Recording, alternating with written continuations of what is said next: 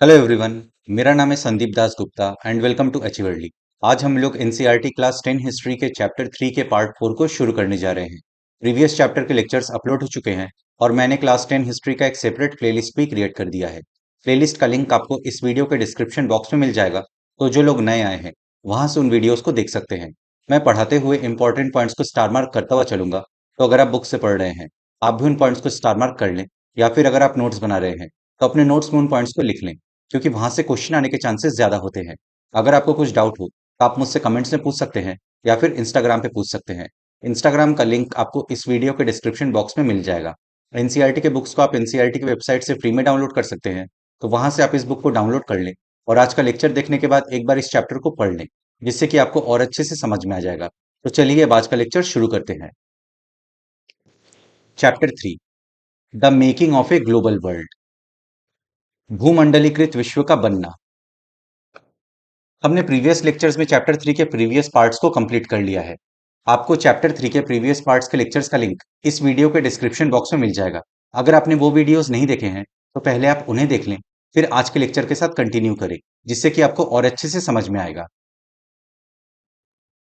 आज हम लोग चैप्टर 3 के पार्ट 4 को कवर करेंगे। इसमें हम इन टॉपिक्स को बहुत ही डिटेल में समझेंगे। तो चलिए अब आज का लेक्चर शुरू करते हैं। द इंटर वॉर इकोनॉमी, महायुद्धों के बीच अर्थव्यवस्था। The First World War, 1914 to 18, was mainly fought in Europe, but its impact was felt around the world. Notably for our concerns in this chapter, it plunged the first half of the 20th century into a crisis that took over 3 decades to overcome. First world war mainly Europe में ही लड़ा गया था, but इसका impact पूरे world पे देखने को मिला था। इस चैप्टर में हम जिन चीजों के बारे में पढ़ रहे हैं उसके रिस्पेक्ट में इस वर्ल्ड वॉर का ये इम्पैक्ट रहा कि इसने 20th सेंचुरी के फर्स्ट हाफ में वर्ल्ड इकोनॉमी को ऐसे संकट की तरफ ढकेल दिया था जिससे दुनिया को निकलने में 3 डिकेड से भी ज्यादा समय लग गया। पहला महायुद्ध मुख्य रूप से यूरोप में ही लड़ा गया, लेकिन उसके असर सारी दुनिया में महसूस किए गए। इस अध्याय में हम जिन चीजों पर विचार कर रहे हैं उनकी दृष्टि से एक महत्वपूर्ण प्रभाव यह रहा है कि इस युद्ध ने विश्व अर्थव्यवस्था को एक ऐसे संकट में ढकेल दिया जिससे उबरने में दुनिया को 3 दशक से भी ज्यादा समय लग गया। During this period the world experienced wide spread economic and political instability and another catastrophic war. इस पीरियड में पूरी दुनिया ने वाइड स्प्रेड इकोनॉमिक इंस्टेबिलिटी और पॉलिटिकल इंस्टेबिलिटी को फेस किया, और सेकेंड वर्ल्ड वॉर भी इसी पीरियड में हुआ। इस दौरान पूरी दुनिया में चौतरफा आर्थिक एवं राजनीतिक अस्थिरता बनी रही और अंत में मानवता एक और विनाशकारी महायुद्ध के नीचे कराहने लगी। वॉर टाइम ट्रांसफॉर्मेशंस, युद्धकालीन रूपांतरण। The first world war, as you know, was fought between two power blocks. On the one side were the Allies, Britain, France, and Russia, later joined by the US. And on the opposite side were the Central Powers, Germany, Austria-Hungary, and Ottoman Turkey. First world war दो power blocks के बीच में लड़ा गया था। एक तरफ allies थे जिसमें ब्रिटेन, फ्रांस और रशिया थे। यूएस बाद में इसमें ज्वाइन हुआ था। दूसरी तरफ थे सेंट्रल पावर्स जिसमें जर्मनी, ऑस्ट्रिया हंगरी और ऑटोमन टर्की था। जैसा कि आप जानते हैं, पहला विश्व युद्ध दो खेमों के बीच लड़ा गया था।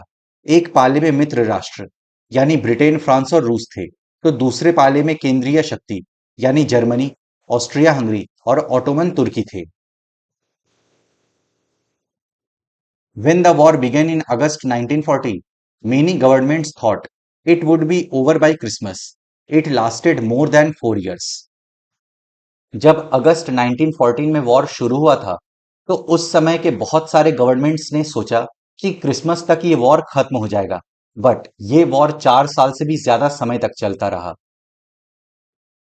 अगस्त 1914 में जब युद्ध शुरू हुआ, उस समय बहुत सारी सरकारों को यही लगता था कि ये युद्ध ज्यादा से ज्यादा क्रिसमस तक खत्म हो जाएगा, पर यह युद्ध तो 4 साल से भी ज्यादा समय तक चलता रहा। The First World War was a war like no other before. The fighting involved the world's leading industrial nations which now harnessed the vast power of modern industry to inflict the greatest possible destruction on their enemies. First world war के जैसा war पहले कभी नहीं हुआ था।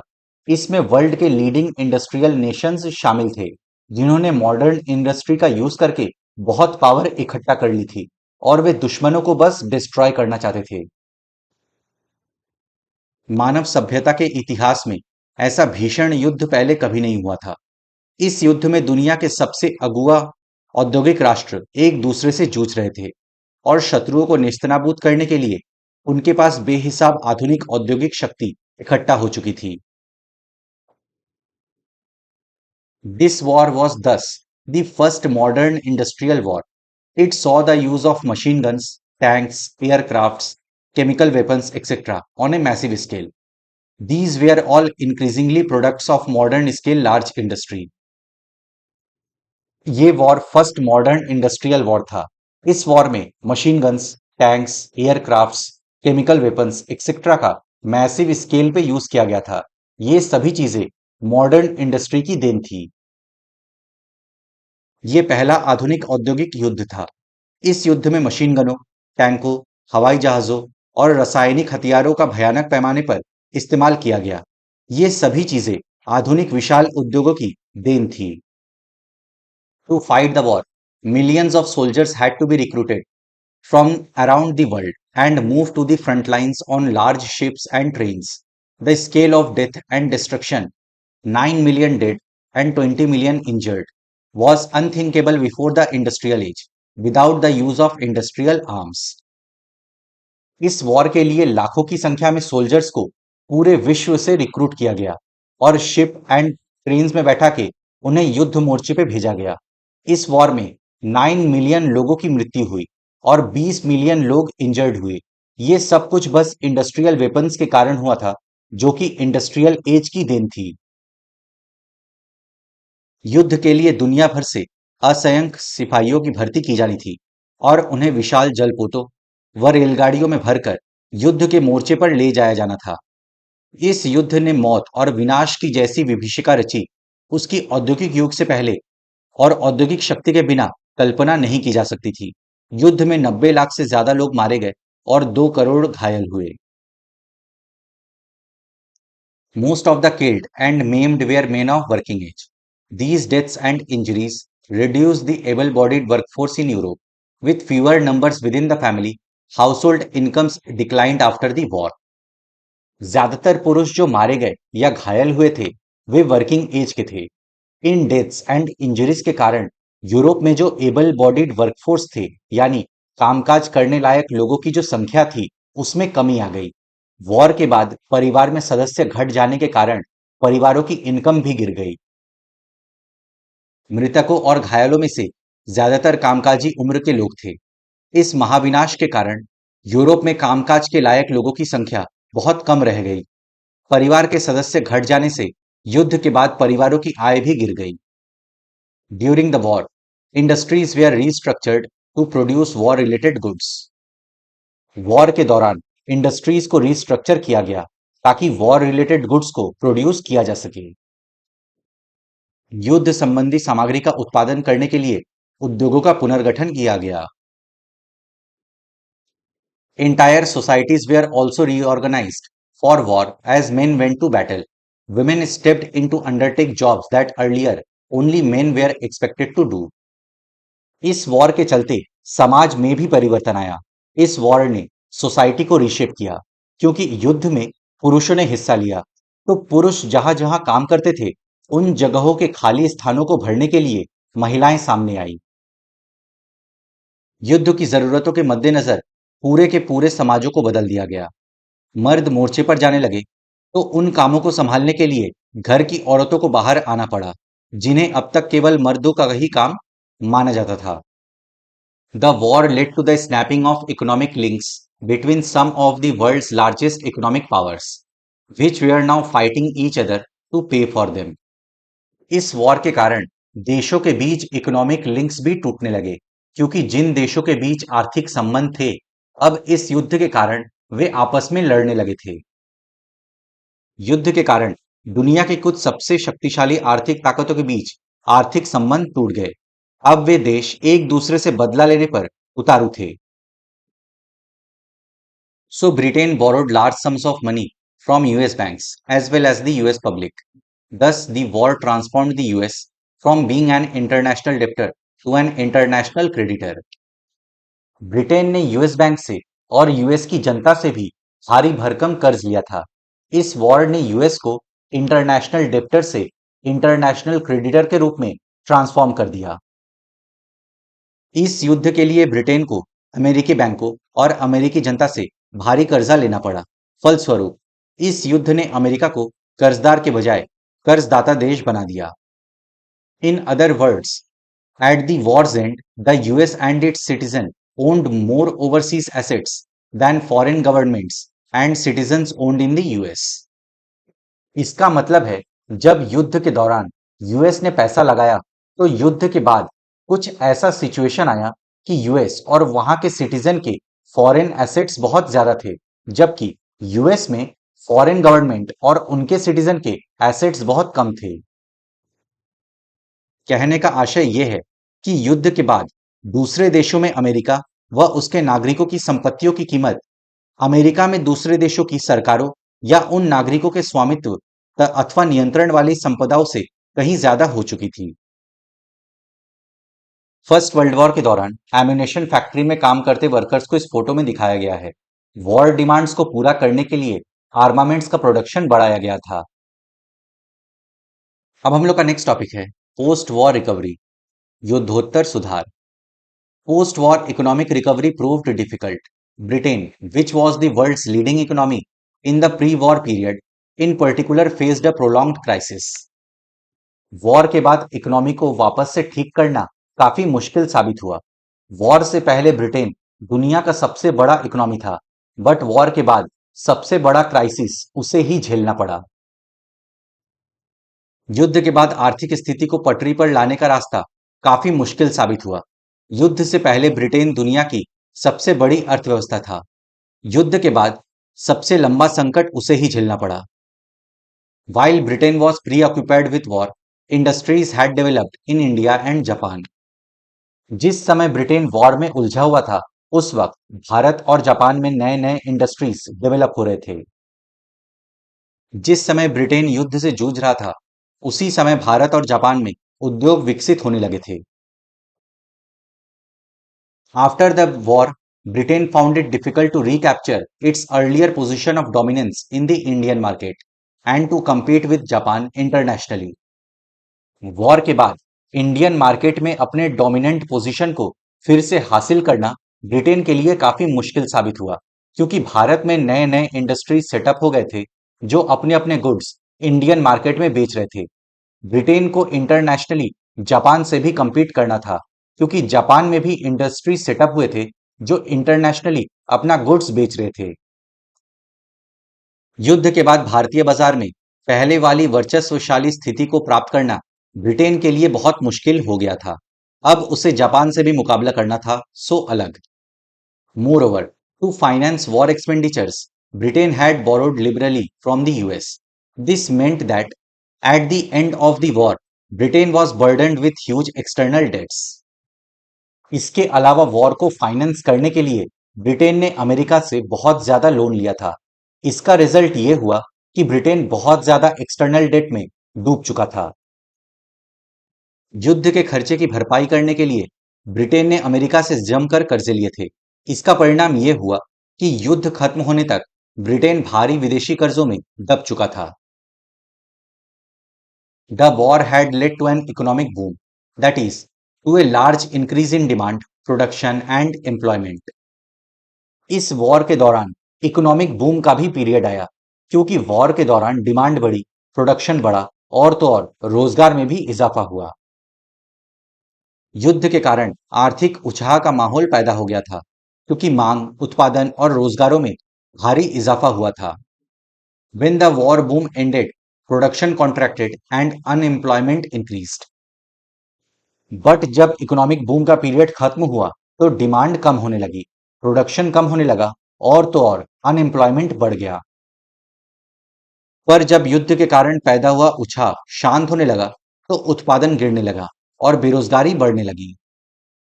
At the same time, the government reduced bloated war expenditures to bring them into line with peacetime revenues. Governments ने भी अपने भारी भरकम वॉर एक्सपेंडिचर्स को कम कर दिया ताकि पीस टाइम रेवेन्यूज से ही उनकी भरपाई की जा सके। दूसरी ओर सरकार ने भारी भरकम युद्ध संबंधी व्यय में भी कटौती शुरू कर दी ताकि शांतिकालीन करों के सहारे ही उनकी भरपाई की जा सके। These developments led to huge job losses. In 1921, 1 in every 5 British workers was out of work. Indeed, anxiety and uncertainty about work became an enduring part of the post-war scenario.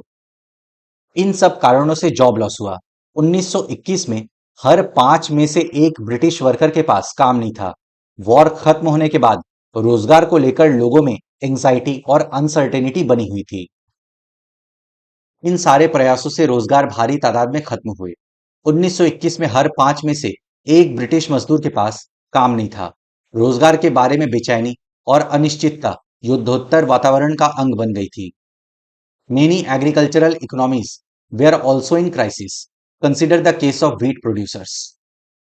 बहुत सारी एग्रीकल्चरल इकोनॉमीज भी crisis में थी। Wheat producer के example को देखते हैं। बहुत सारी कृषि आधारित अर्थव्यवस्थाएं भी संकट में थी। उदाहरण के लिए गेहूं उत्पादकों की हालत पर ही विचार कीजिए। Before the war, eastern Europe was a major supplier of wheat in the world market. When this supply was disrupted during the war, wheat production in Canada, America and Australia expanded dramatically. War से पहले eastern Europe world market में wheat का major supplier था। War के दौरान जब supply में बाधा आई तो कनाडा, अमेरिका और ऑस्ट्रेलिया में व्हीट प्रोडक्शन तेजी से बढ़ने लगा। युद्ध से पहले पूर्वी यूरोप विश्व बाजार में गेहूं की आपूर्ति करने वाला एक बड़ा केंद्र था। युद्ध के दौरान ये आपूर्ति अस्त व्यस्त हुई तो कनाडा, अमेरिका और ऑस्ट्रेलिया में गेहूं की पैदावार अचानक बढ़ने लगी। But once the war was over, production in Eastern Europe revived and created a glut in wheat output. Grain prices fell, rural incomes declined, and farmers fell deeper into debt. लेकिन जैसे ही war खत्म हुआ, eastern Europe में wheat की production फिर से revive कर गई और व्हीट आउटपुट एक्सेस में होने लगा। जब व्हीट एक्सेस में था, तो अनाजों के दाम गिरने लगे। जब दाम गिरे, तो किसानों की आय गिरी, जिससे रूरल इनकम डिक्लाइन हुआ।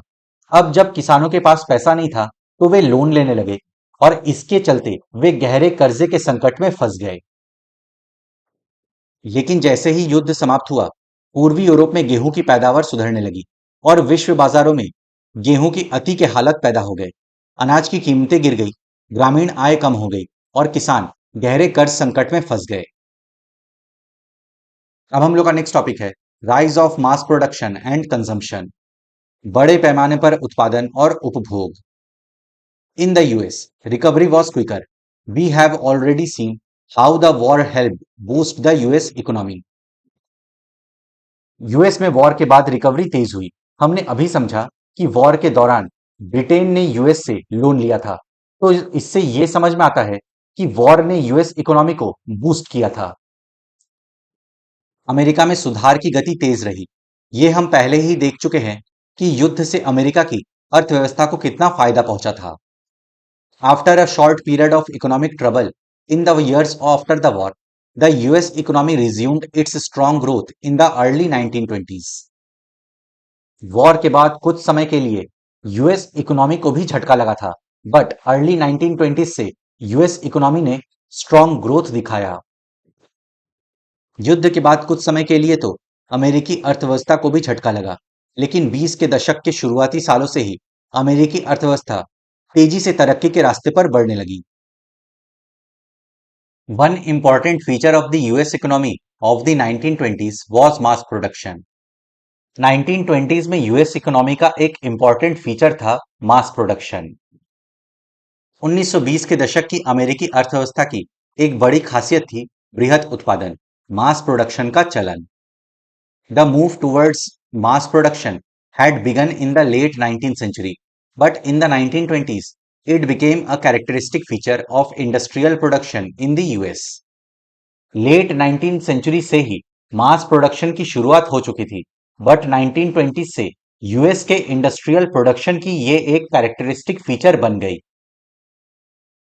बृहत उत्पादन की ओर बढ़ने का सिलसिला तो 19वीं सदी के आखिर में ही शुरू हो चुका था, लेकिन 1920 के दशक में तो यह अमेरिकी औद्योगिक उत्पादन की विशिष्टता ही बन गया था। A well-known pioneer of mass production was the car manufacturer Henry Ford. He adapted the assembly line of a Chicago slaughterhouse, in which slaughtered animals were picked apart by butchers as they came down a conveyor belt, to his new car plant in Detroit. Car manufacturer Henry Ford mass production के लिए जाने जाते हैं। Chicago के एक slaughter house के assembly line को adopt करके उन्होंने डेट्रॉइट में अपने नए कार प्लांट में असेंबली लाइन सेटअप की। कार निर्माता हेनरी फोर्ड बृहत उत्पादन के विख्यात प्रणेता थे। उन्होंने शिकागो के एक बूचड़खाने की असेंबली लाइन की तर्ज पर डेट्रॉइट के अपने कार कारखाने में भी आधुनिक असेंबली लाइन स्थापित की थी। शिकागो के बूचड़खाने में मरे हुए जानवरों को एक कन्वेयर बेल्ट पर रख दिया जाता था और उसके दूसरे सिरे पर खड़े मांस विक्रेता अपने हिस्से का मांस उठाकर निकालते जाते थे। Here he realized that the assembly line method would allow a faster and cheaper way of producing vehicles. उन्हें लगा कि असेंबली लाइन मेथड से कार को फास्टर एंड चीपर वे में मैन्युफैक्चर किया जा सकता है।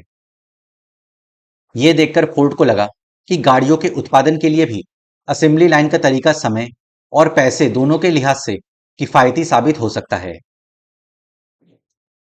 The assembly line forced workers to repeat a single task mechanically and continuously, such as fitting a particular part to the car at a pace dictated by the conveyor belt.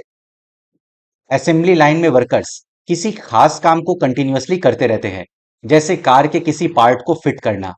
काम का pace conveyor belt के speed पे depend करता है। Assembly line पर मजदूरों को एक ही काम, जैसे कार के किसी खास पुर्जे को ही लगाते रहना, मशीनी ढंग से बार बार करते रहना होता है। काम की रफ्तार इस बात से तय होती थी कि कन्वेयर बेल्ट किस रफ्तार से चलती है। देखिए, फॉर एग्जाम्पल, मान लीजिए ये कन्वेयर बेल्ट है। यहाँ पे व्हील्स लगाए जाते हैं और यहाँ पे गियर बॉक्स सेटअप किया जाता है। ये कन्वेयर बेल्ट जिस स्पीड से चलता है, यहाँ के वर्कर के पास कुछ 1 मिनट से 2 मिनट तक का टाइम रहता है कि वो व्हील्स में बोल्ट फिक्स कर सके। तो उसको 1 से 2 मिनट के बीच में ही बोल्ट फिक्स करना पड़ेगा, फिर ये कन्वेयर बेल्ट चल देगा और यहाँ के वर्कर को फिर गियर बॉक्स लगाना पड़ेगा और इसके पास भी कुछ 1 मिनट से 2 मिनट तक का वक्त रहता है। तो इससे वर्कर्स को कंटिन्यूअसली काम करते रहना पड़ता है बिना ब्रेक के। This was a way of increasing the output per worker by speeding up the pace of work. Standing in front of a conveyor belt, no worker could afford to delay the motions, take a break, or even have a friendly word with a workmate. काम के pace को बढ़ाकर worker के output को बढ़ाया जा सकता है। कन्वेयर बेल्ट के सामने खड़े होकर वर्कर काम में ढिलाई नहीं दिखा सकता, क्योंकि कन्वेयर बेल्ट एक पर्टिकुलर टाइम के लिए उस वर्कर के पास रुकेगा, फिर वो आगे बढ़ जाएगा। इससे मजदूर ब्रेक भी नहीं ले पाएगा या अपने साथी के साथ बातचीत भी नहीं कर पाएगा। ये काम की गति बढ़ाकर प्रत्येक मजदूर की उत्पादकता बढ़ाने वाला तरीका था। कन्वेयर बेल्ट के साथ खड़े होने के बाद कोई मजदूर अपने काम में ढील करने या कुछ पल के लिए भी अवकाश लेने का जोखिम नहीं उठा सकता था। और तो और इस व्यवस्था में मजदूर अपने साथियों के साथ बातचीत भी नहीं कर सकते थे। As a result, Henry Ford's car came off the assembly line at a 3-minute intervals, a speed much faster than that achieved by previous methods. The T-model Ford was the world's first mass-produced car. इसका result ये हुआ कि Henry Ford के assembly line से हर 3 minute के interval में एक car तैयार होकर निकलने लगी। इससे पहले के मेथड्स के मुकाबले ये स्पीड काफी ज्यादा थी। फोर्ड की टी मॉडल कार वर्ल्ड की फर्स्ट मास प्रोड्यूस्ड कार है। इसका नतीजा ये हुआ कि हेनरी फोर्ड के कारखाने की असेंबली लाइन से हर 3 मिनट में एक कार तैयार होकर निकलने लगी। इससे पहले की पद्धतियों के मुकाबले ये रफ्तार कई गुना ज्यादा थी। टी मॉडल नामक कार बृहत उत्पादन पद्धति से बनी पहली कार थी। At first, workers at the Ford factory were unable to cope with the stress of working on assembly lines, in which they could not control the pace of work. So they quit in large numbers. शुरुआत में Ford factory में assembly line के speed को control नहीं कर पाने के कारण वर्कर्स स्ट्रेस में आने लगे, जिसके कारण बहुत सारे वर्कर्स ने काम छोड़ दिया।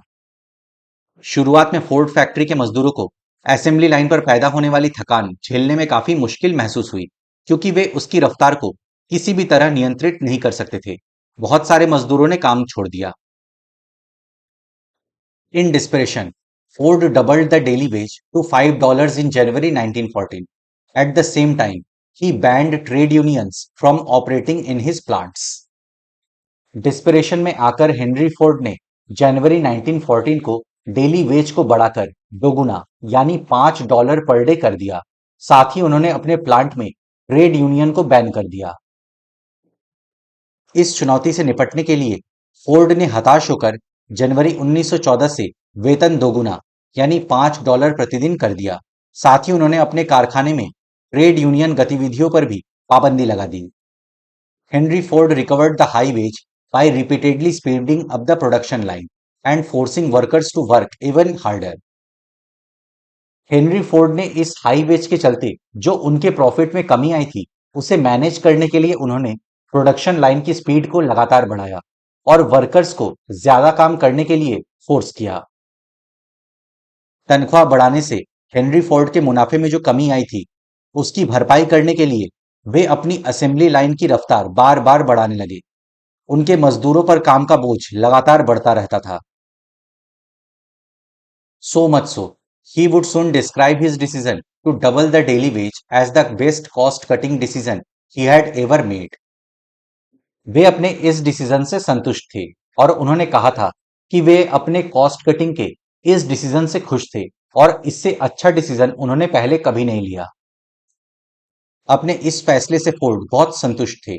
कुछ समय बाद उन्होंने कहा था कि लागत कम करने के लिए अपनी जिंदगी में उन्होंने इससे अच्छा फैसला कभी नहीं लिया। Fordist industrial practices soon spread in the US. They were also widely copied in Europe in the 1920s. Ford ने जो तरीका अपनाया था, उसे यूएस में हर इंडस्ट्री में अपनाया जाने लगा। 1920s यूरोप में भी इस तरीके को अपनाया जाने लगा। फोर्ड द्वारा अपनाई गई उत्पादन पद्धतियों को जल्दी ही पूरे अमेरिका में अपनाया जाने लगा। 20 के दशक में ही यूरोप में भी उनकी नकल की जाने लगी। Mass production lowered costs and prices of engineered goods. Thanks to higher wages, more workers could now afford to purchase durable consumers goods such as cars. Mass production ने इंजीनियर्ड गुड्स की लागत और कीमत में कमी ला दी थी। हायर वेजेस के कारण ज्यादा से ज्यादा मजदूर अब कार जैसे कंज्यूमर गुड्स अफोर्ड कर सकते थे। बृहत उत्पादन पद्धति ने इंजीनियरिंग आधारित चीजों की लागत और कीमत में कमी ला दी। बेहतर वेतन के चलते अब बहुत सारे मजदूर भी कार जैसी टिकाऊ उपभोक्ता वस्तुएं खरीद सकते थे। Car production in the US rose from 2 million in 1990 to more than 5 million in 1929। Car production 1919 में 2 मिलियन से बढ़कर 1929 में 5 मिलियन तक पहुंच गई थी। 1919 में अमेरिका में 20 लाख कारों का उत्पादन होता था, जो 1929 में बढ़कर 50 लाख कार प्रतिवर्ष से भी ऊपर जा पहुंचा। Similarly, there was a spurt in the purchase of refrigerators, washing machines, radios, gramophone players, all through a system of hire purchase that is on credit repaid in weekly or monthly installments. Car के साथ ही लोग refrigerator, washing machine, radio, gramophone players आदि खरीदने लगे। ये सारी चीजें hire purchase के द्वारा खरीदी जाती थी। मतलब लोग ये सारी चीजें कर्जे पर खरीदते थे और वीकली या मंथली इंस्टॉलमेंट के जरिए कीमत चुकाते थे। इसके साथ ही बहुत सारे लोग fridge, washing machine, radio, gramophone players आदि भी खरीदने लगे। ये सब चीजें हायर परचेस व्यवस्था के तहत खरीदी जाती थी, यानी लोग ये सारी चीजें कर्जे पर खरीदते थे और उनकी कीमत साप्ताहिक या मासिक किस्तों में चुकाई जाती थी। The demand for refrigerators, washing machines etcetera was also fueled by a boom in house construction and home ownership, financed once again by loans. House constructions हो रहे थे और होम ओनरशिप यानी निजी मकानों में बढ़ोतरी के चलते भी रेफ्रिजरेटर और वॉशिंग मशीन की डिमांड बढ़ रही थी। घरों का निर्माण और बाकी चीजों की खरीदारी भी कर्जे पे हो रही थी। मकानों के निर्माण और निजी मकानों की संख्या में वृद्धि से भी फ्रिज, वॉशिंग मशीन आदि उपकरणों की मांग में इजाफा हुआ। उल्लेखनीय है कि घरों का निर्माण या खरीदारी भी कर्जे पर ही की जा रही थी। The housing and consumer boom of the 1920s created the basis of prosperity in the US. 1920s में हुए हाउसिंग एंड कंज्यूमर बूम के चलते ही यूएस में प्रॉस्पेरिटी आई थी। 1920 के दशक में आवास एवं निर्माण क्षेत्र में आए उछाल से अमेरिकी संपन्नता का आधार पैदा हो चुका था। Large investments in housing and household goods seem to create a cycle of higher employment and incomes, rising consumption demand, more investment, and yet more employment and incomes. Housing में और हाउसहोल्ड गुड्स में जो large investment हुआ था, इन सबकी demand बढ़ी थी, तो इसके साथ ही रोजगार भी बढ़े, लोगों की इनकम बढ़ी तो कंजम्पशन डिमांड बढ़ा, इससे ज्यादा इन्वेस्टमेंट हुए और फिर एम्प्लॉयमेंट अपॉर्चुनिटीज और इनकम बढ़ी, इससे एक साइकिल क्रिएट हो गया। मकानों के निर्माण और घरेलू जरूरतों की चीजों में निवेश से रोजगार और मांग बढ़ती थी, तो दूसरी ओर उपभोक्ता भी बढ़ता था। बढ़ते उपभोग के लिए और ज्यादा निवेश की जरूरत थी, जिससे और नए रोजगार व आमदनी में वृद्धि होने लगती थी। इन 1923, the US resumed exporting capital to the rest of the world and became the largest overseas lender.